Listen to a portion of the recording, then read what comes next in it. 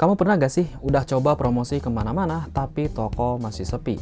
Udah nyobain iklan, malah boncos. Sudah gonta-ganti produk, tetap aja nggak ada yang laku. Sebenarnya, apa sih yang bikin toko kita itu jadi sepi, nggak ada yang beli? Yuk simak video ini sampai selesai biar kita tahu 6 penyebab toko kita jadi sepi tanpa ada orang yang mau membeli.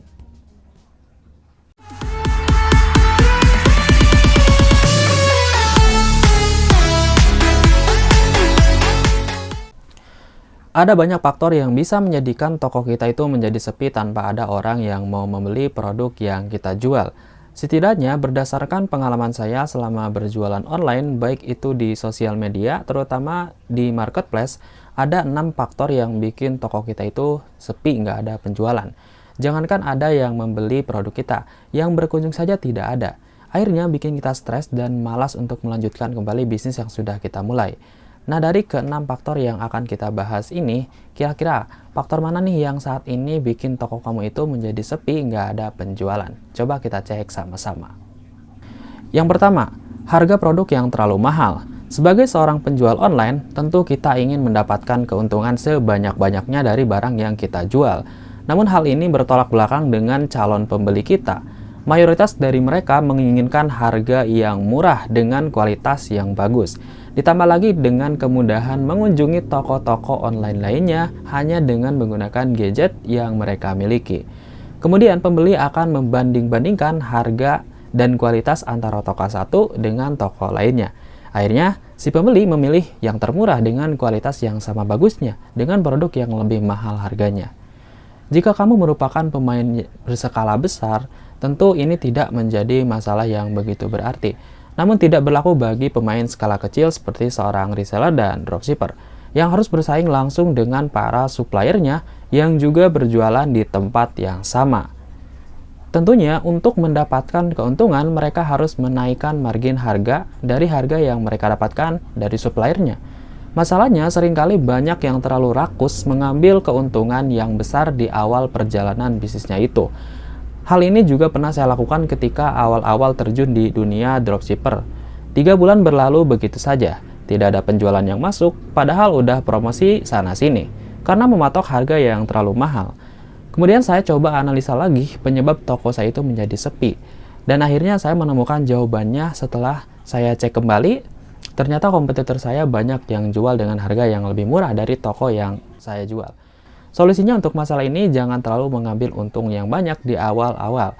Buat produk kita itu dikenal dulu oleh banyak orang, berikan harga yang kompetitif, tidak terlalu mahal tapi tidak banting harga juga. Lalu minta ulasan positif kepada mereka. Nah baru tuh jika orderan sudah mulai banyak dan stabil, kita bisa menaikkan harga secara perlahan untuk mendapatkan keuntungan yang lebih besar dari produk yang kita jual. Yang kedua, traffic rendah. Layaknya berjualan di toko offline, di toko online pun kita harus mendatangkan traffic atau jumlah kunjungan orang yang melihat toko online kita.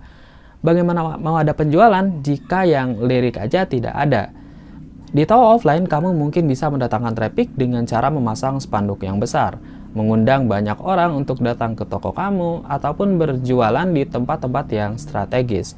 Barulah toko kamu akan dilirik dan akhirnya terjadilah penjualan.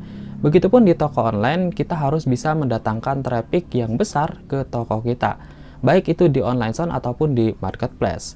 Kamu bisa menggunakan metode organik seperti promosi di grup-grup jual beli, di FB Marketplace, ataupun di WhatsApp, dan juga melakukan optimasi produk jika kita berjualan di marketplace. Metode lainnya yang bisa kita gunakan untuk mendatangkan traffic yaitu dengan cara menggunakan iklan berbayar. Cara ini terbilang sangat efektif untuk mendatangkan traffic. Namun tentunya kita harus menyiapkan budget yang lebih untuk biaya iklan yang kita buat. Yang ketiga, informasi produk yang tidak jelas.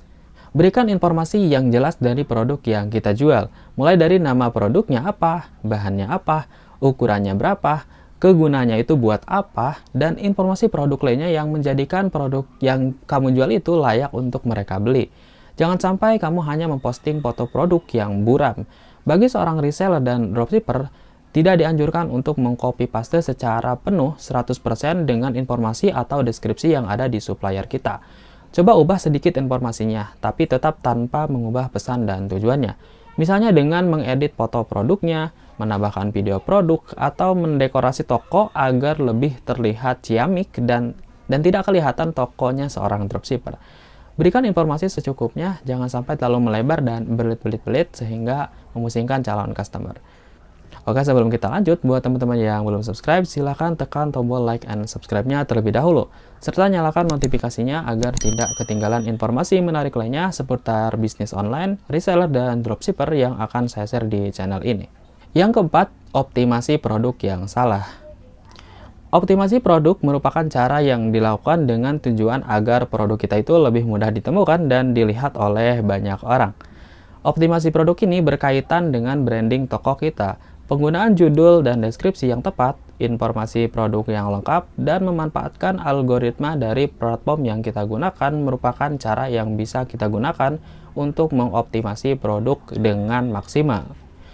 Optimasi produk yang salah akan mengakibatkan produk kita itu susah untuk ditemukan oleh calon pembeli. Kalau kamu berjualan di Shopee dan masih bingung gimana cara mengoptimasi produk dengan baik, kamu bisa menonton video di atas ini. Yang kelima, produk yang kurang diminati. Jika keempat faktor tadi sudah kita perbaiki tapi tetap tidak ada orderan yang masuk, coba kita cek lagi produk yang kita jual.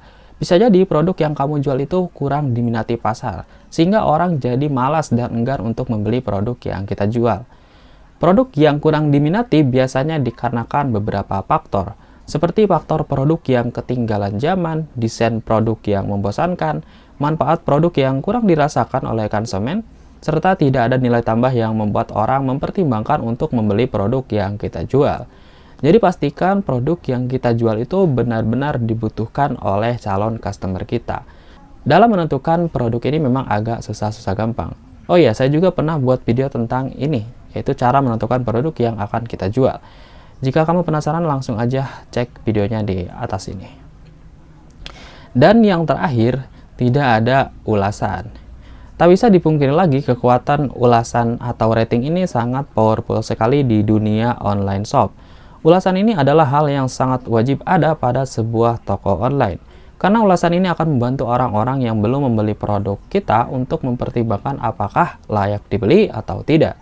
Jika ratingnya bagus dan orang-orang memberikan ulasan positif tentang produk yang kita jual, tentunya akan memberikan dampak yang positif dan berdampak pada kepercayaan calon pembeli lainnya yang akan berbelanja di toko kita. Namun sebaliknya, jika ratingnya jelek serta ulasannya itu negatif dari orang-orang yang sudah berbelanja di toko kita, tentunya hal ini akan cukup memberikan penurunan tingkat kepercayaan orang-orang yang mau berbelanja di toko kamu. Dan saya yakin ketika kita berbelanja di toko online manapun, pasti kita akan memilih toko yang sudah memiliki reputasi yang bagus, dibandingkan dengan toko baru yang belum ada ulasan sama sekali, atau toko yang memiliki ulasan yang negatif. Maka jika toko kamu belum memiliki ulasan, kamu bisa meminta bantuan saudara atau teman kamu untuk membeli produk serta memberikan ulasan positif ke toko kita. Atau setiap ada orderan, saya biasanya meminta ulasan produk kepada setiap orang yang berbelanja di toko kita, agar reputasi dan tingkat kepercayaan orang-orang untuk berbelanja di toko kita itu menjadi lebih meningkat.